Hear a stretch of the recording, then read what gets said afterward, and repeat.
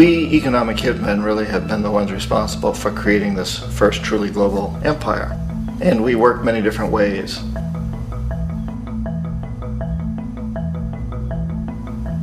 But perhaps the most common is that we will identify a country that has resources our corporations covet, like oil, and then arrange a huge loan to that country from the World Bank or one of its sister organizations.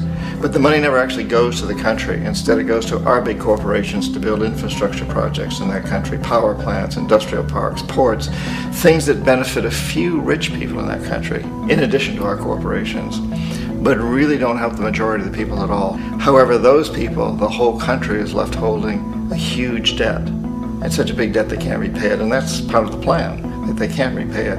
And so at some point we economic hitmen go back to them and say, listen, you owe us a lot of money, can't pay your debt, so sell your oil real cheap to our oil companies. Allow us to build a military base in your country, or send troops in support of ours to someplace in the world like Iraq, or vote with us on the next UN vote to have their electric utility company privatized and their water and sewage system privatized and sold to U.S. corporations or other multinational corporations. So there was that whole mushrooming thing, and it's so typical of the way the IMF and the World Bank work, that you put a country in debt, it's such a big debt it can't pay it, and then you offer to refinance that debt and pay even more interest. And you demand this quid pro quo, which you call a conditionality or good governance, which means basically that they've got to sell off their resources, including many of their social services, their utility companies, their school systems sometimes, their penal systems, their insurance systems, to foreign corporations. So it's a double, triple, quadruple whammy. The precedent for economic hitmen really began back in the early 50s when democratically elected Mossadegh, who was elected in Iran, he was considered to be the hope for democracy in the Middle East and around the world. He was Time Magazine's Man of the Year. But one of the things that he'd run on and began to implement was the idea that foreign oil companies needed to pay the Iranian people a lot more for the oil that they were taking out of Iran. The Iranian people should benefit from their own oil. Strange policy. We didn't like that, of course. But we were afraid to do what we normally were doing, which was to send in the military. Instead, we sent in one CIA agent, Kermit Roosevelt, Teddy Roosevelt's relative. And Kermit went in with a few $1 million and was very, very effective and efficient. And in a short amount of time, he managed to get Mossadegh overthrown and brought in the Shah of Iran to replace him, who always was favorable to oil. And it was extremely effective. Mobs overflow Tehran. Army officers shout that Mossadegh has surrendered and his regime as virtual dictator of Iran is ended. Pictures of the Shah are paraded through the streets as sentiment reverses. The Shah is welcomed home.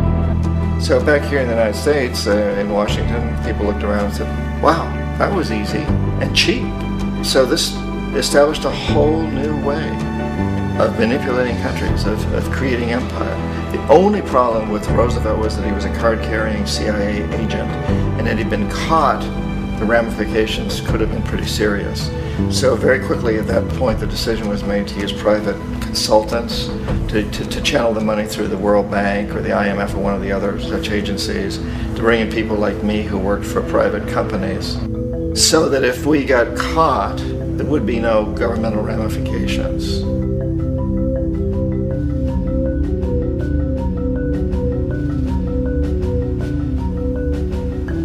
When Arbenz became president of Guatemala, the country was very much under the thumbs of United Fruit Company, the big international corporations. And Arbenz ran on this ticket that says, you know, we want to get the land back to the people. And once he took power, he was implementing policies that would do exactly that, give land rights back to the people. United Fruit didn't like that very much. And so they hired a public relations firm, launched a huge campaign in the United States to convince the United States people, the citizens of the United States, and the press of the United States, and the Congress of the United States, that Arbenz was a Soviet puppet, and that if we allowed him to stay in power, the Soviets would have a foothold in this hemisphere. And that, at that point in time, was a huge fear on everybody's mind, the Red Terror, the Communist Terror. And so, to make a long story short, out of this public relations campaign came a commitment on the part of the CIA and the military to take this man out. And in fact, we did. We sent in planes, we sent in soldiers, we sent in jackals, we sent everything in to take him out, and did take him out.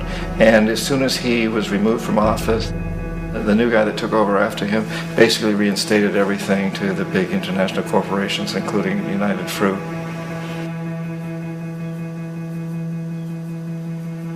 Ecuador for many, many years had been ruled by pro-US dictators, often relatively brutal. Then it was decided that they were going to have a truly democratic election. Jaime Roldos ran for office, and his main goal, he said, as president would be to make sure that Ecuador's resources were used to help the people. And he won, overwhelming, by more votes than anybody had ever won anything in Ecuador. And he began to implement these policies to make sure that the profits from oil went to help the people. Well, we didn't like that in the United States. I was sent down as one of several economic hitmen to change Roldos, to corrupt him, to bring him around, to let him know, okay, you can get very rich, you and your family, if you play our game, but if you continue to try to keep these policies you've promised, you're going to go. He wouldn't listen. He was assassinated. As soon as the plane crashed, the whole area was cordoned off. The only people allowed in were U.S. military from a nearby base and some of the Ecuadorian military. When an investigation was launched, two of the key witnesses died in car accidents before they had a chance to testify. A lot of very, very strange things that went on around the assassination of Jaime Roldos.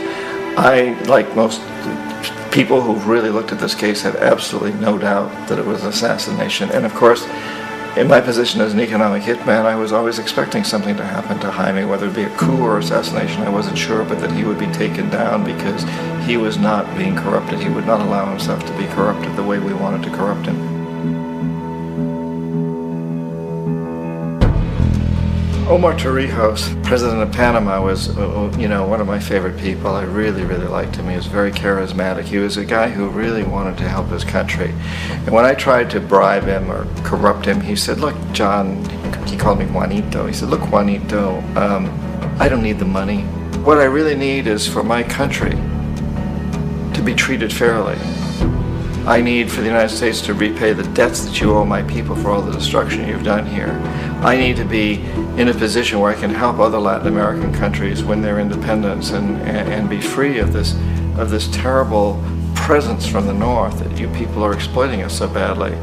I need to have the Panama Canal back in the hands of the Panamanian people. That's what I want. And so, leave me alone. Don't try to bribe me. It was 1981. And in May, Jaime Roldos was assassinated. And Omar was very aware of this. Torrijos got his family together and he said, I'm probably next. But it's okay, because I've done what I came here to do.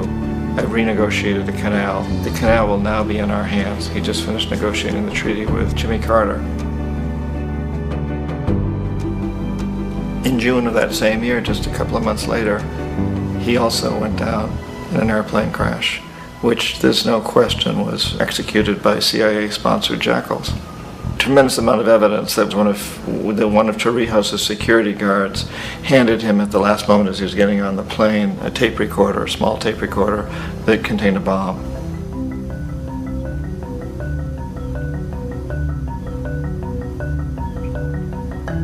It is interesting to me how this system has continued pretty much the same way for years and years and years, except the economic hitmen have got better and better and better. Then we come up with, very recently, what happened in Venezuela. In 1998, Hugo Chavez gets elected president, following a long line of presidents who had been very corrupt and basically destroyed the economy of the country. And Chavez was elected amidst all that. Chavez stood up to the United States, and he's done it primarily demanding that Venezuelan oil be used to help the Venezuelan people. Well, we didn't like that in the United States. So in 2002, a coup was staged, which there's no question in my mind and most other people's minds that the CIA was behind that coup.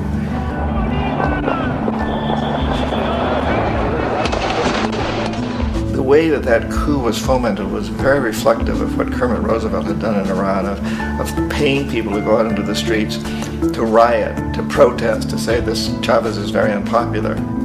You know, if you can get a few thousand people to do that, television can make it look like it's the whole country, and things start to mushroom.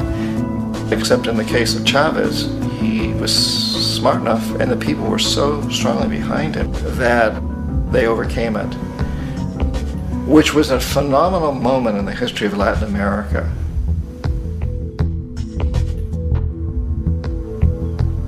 Iraq actually is a perfect example of the way the whole system works. So we economic hitmen are the first line of defense. We go in and we try to corrupt governments and get them to accept these huge loans, which we then use as leverage to basically own them. If we fail, as I failed in Panama with Omar Torrijos and in Ecuador with Jaime Roldos, men who refused to be corrupted, then the second line of defense is we send in the jackals. And the jackals either overthrow governments or they assassinate. And once that happens and a new government comes in, and boy, it's going to toe the line because the new president knows what will happen if he doesn't. In the case of Iraq, both of those things failed. Economic hitmen were not able to get through to Saddam Hussein. We tried very hard. We tried to get him to accept a deal very similar to what the House of Saud had accepted in Saudi Arabia, but he wouldn't accept it. And so the jackals went in to take him out. They couldn't do it. His security was very good. After all, he had one time worked for the CIA. He'd been hired to assassinate a former president of Iraq and failed, but he knew the system. So in '91 we send in the troops and we take out the Iraqi military. So we assume at that point that Saddam Hussein is going to come around. We could have taken him out, of course, at that time, but we didn't want to. He's the kind of strong man we like. He controls his people. We thought he could control the Kurds and keep the Iranians in their border and keep pumping oil for us. And that once we took out his military, now he's going to come around. So the economic hitmen go back in the 90s without success. If they'd had success, he'd still be running the country. We'd be selling him all the fighter jets he wants and everything else he wants. But they couldn't, they didn't have success. The jackals couldn't take him out again, so we sent the military in once again, and this time we did the complete job and took him out, and in the process created for ourselves some very, very lucrative construction deals. We had to reconstruct a country that we'd essentially destroyed, which is a pretty good deal if you own construction companies, big ones. So, you know, Iraq shows the three stages. The economic hitmen failed there, the jackals failed there, and as a final measure, the military goes in. And in that way, we've really created an empire, but we've done it very, very subtly. It's clandestine. All the empires of the past were built on the military, and everybody knew they were building them. So the British knew they were building them, the French, the Germans, the Romans, the Greeks. And they were proud of it, and they always had some excuse like spreading civilization, spreading some religion, something like that. But they knew they were doing it. We don't. The majority of the people in the United States have no idea that we're living off the benefits of a clandestine empire, that today there's more slavery in the world than ever before. And then you have to ask yourself, well, if it's an empire, then who's the emperor? Obviously, our presidents of the United States are not emperors. An emperor is someone who's not elected, doesn't serve a limited term, and doesn't report to anyone, essentially. So you can't classify our presidents that way. But we do have what I consider to be the equivalent of the emperor, and it's what I call the corporaţocracy. The corporaţocracy is this group of individuals who run our biggest corporations, and they really act as the emperor of this empire. They control our media, either through direct ownership or advertising. They control most of our politicians because they finance their campaigns, either through their corporations or through personal contributions that come out of the corporations. They're not elected, they don't serve a limited term, they don't report to anybody. And at the very top of the corporaţocracy, you really can't tell whether a person's working for a private corporation or the government because they're always moving back and forth. So, you know, you've got a guy who one moment is the president of a big construction company like Halliburton, and the next moment he's vice president of the United States, or the president who is in the oil business. And this is true whether you've got Democrats or Republicans in the office. You have to moving back and forth through the revolving door. And in a way, Our government is invisible a lot of the time, and its policies are carried out by our corporations on one level or another. And then again, the policies of the government are basically forged by the corporatocracy and then presented to the government. They become government policy. So it's an incredibly cozy relationship. This isn't a conspiracy theory type of thing. These people don't have to get together and plot to do things. They all basically work under one primary assumption, and that is that they must maximize profits regardless of the social and environmental costs.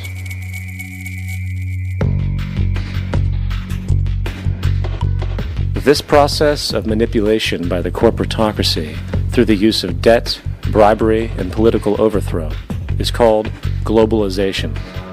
Just as the Federal Reserve keeps the American public in a position of indentured servitude through perpetual debt, inflation, and interest, the World Bank and IMF serve this role on a global scale. The basic scam is simple. Put a country in debt either by its own indiscretion or through corrupting the leader of that country, then impose conditionalities or structural adjustment policies, often consisting of the following. Currency devaluation. When the value of a currency drops, so does everything valued in it. This makes indigenous resources available to predator countries at a fraction of their worth. Large funding cuts for social programs.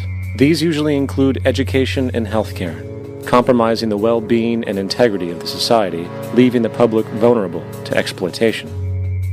Privatization of state-owned enterprises. This means that socially important systems can be purchased and regulated by foreign corporations for profit.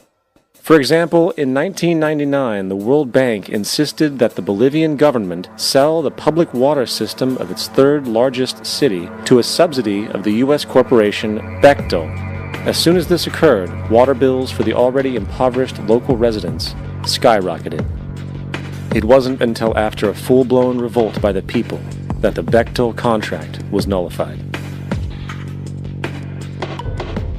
Then there is trade liberalization, or the opening up of the economy through removing any restrictions on foreign trade.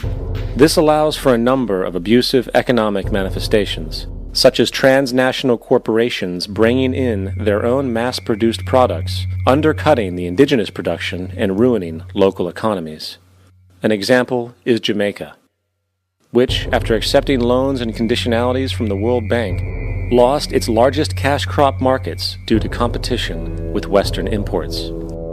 Today, countless farmers are out of work, for they are unable to compete with the large corporations. Another variation is the creation of numerous seemingly unnoticed, unregulated, inhumane sweatshop factories, which take advantage of the imposed economic hardship. Additionally, due to production deregulation, environmental destruction is perpetual, as a country's resources are often exploited by the indifferent corporations while outputting large amounts of deliberate pollution. The largest environmental lawsuit in the history of the world today is being brought on behalf of 30,000 Ecuadorian Amazonian people against Texaco, which is now owned by Chevron. So today it's against Chevron, but for activities conducted by Texaco. Estimated to be more than 18 times what the Exxon Valdez dumped into the coast of Alaska. In the case of Ecuador, it wasn't an accident. The oil companies did it intentionally. They knew they were doing it to save money out there rather than arranging for proper disposal. Furthermore, a cursory glance at the performance record of the World Bank reveals that the institution, which publicly claims to help poor countries develop and alleviate poverty, has done nothing but increase poverty and the wealth gap, while corporate profits soar. In 1960, the income gap between the fifth of the world's people in the richest countries versus the fifth in the poorest countries was 30 to 1. By 1998, it was 74 to 1. While global GNP rose 40% between 1970 and 1985, those in poverty actually increased by 17%. While from 1985 to 2000, those living on less than $1 a day increased by 18%. Even the Joint Economic Committee of the U.S. Congress admitted that there is a mere 40% success rate of all World Bank projects. In the late 1960s, the World Bank intervened in Ecuador with large loans. During the next 30 years, poverty grew from 50% to 70%. Under or unemployment grew from 15 to 70%. Public debt increased from 240 million to 16 billion, while the share of resources allocated to the poor went from 20% to 6%. In fact, by the year 2000, 50% of Ecuador's national budget had to be allocated for paying its debts. It is important to understand the World Bank is, in fact, a U.S. bank, supporting U.S. interests. For the United States holds veto power over decisions, as it is the largest provider of capital. And where did it get this money? You guessed it, it made it out of thin air through the fractional reserve banking system. Of the world's top 100 economies, as based on annual GDP, 51 are corporations, and 47 of that 51 are U.S.-based. Walmart, General Motors, and Exxon are more economically powerful than Saudi Arabia, Poland, Norway, South Africa, Finland, Indonesia, and many others. And, as protective trade barriers are broken down, currencies tossed together and manipulated in floating markets, and state economies overturned in favor of open competition and global capitalism, the empire expands. You get up on your little 21-inch screen and howl about America and democracy. There is no America. There is no democracy. There is only IBM and ITT and AT&T and DuPont, Dow, Union Carbide, and Exxon. Those are the nations of the world today. What do you think the Russians talk about in their councils of state? Karl Marx? They get out their linear programming charts, statistical decision theories, minimax solutions, and compute the price-cost probabilities of their transactions and investments, just like we do.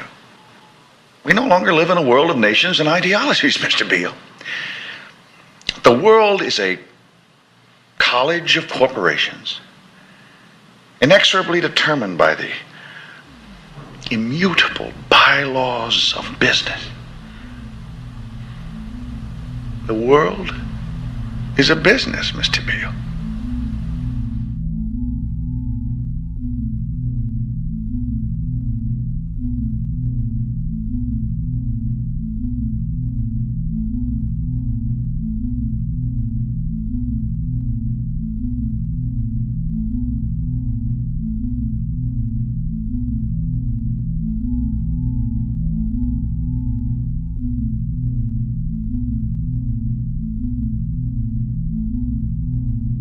The world is being taken over by a handful of business powers who dominate the natural resources we need to live while controlling the money we need to obtain these resources.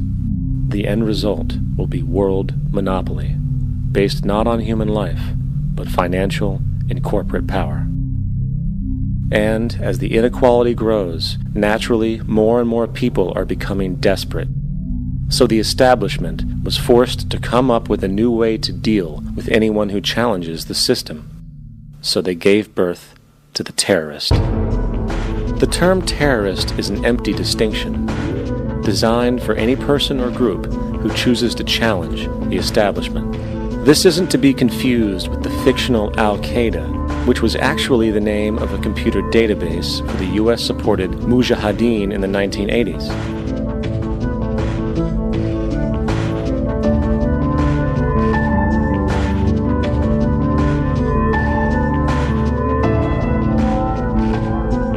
In 2007, the Department of Defense received $161.8 billion for the so-called global war on terrorism. According to the National Counterterrorism Center, in 2004, roughly 2,000 people were killed internationally due to supposed terrorist acts. Of that number, 70 were American. Using this number as a general average, which is extremely generous, It is interesting to note that twice as many people die from peanut allergies a year than from terrorist acts. Concurrently, the leading cause of death in America is coronary heart disease, killing roughly 450,000 each year. And in 2007, the government's allocation of funds for research on this issue was about $3 billion. This means that the U.S. government in 2007 spent 54 times the amount for preventing terrorism than it spent for preventing a disease which kills 6,600 times more people annually than terrorism does. Yet, as the name terrorism and Al-Qaeda are arbitrarily stamped on every news report relating to any action taken against U.S. interests, the myth grows wider. In mid-2008, the U.S. Attorney General actually proposed that the U.S. Congress officially declare war against the fantasy. Not to mention, as of July 2008, there are now over 1 million people currently on the U.S. terrorist watch list.